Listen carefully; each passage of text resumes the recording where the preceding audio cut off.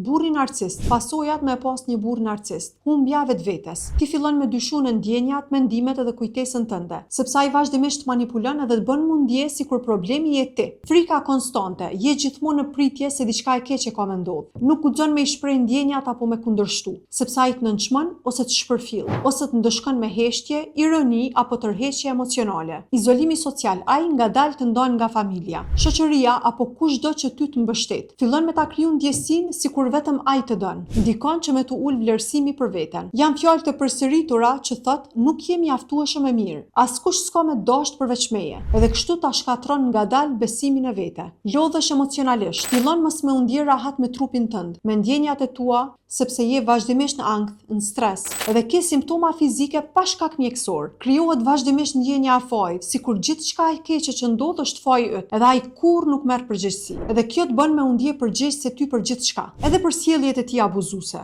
Nëse je tu përjetu diçka të tillë, ta dish që nuk je me çrregullim psiqik, por vetëm të duhet ndihma profesionale.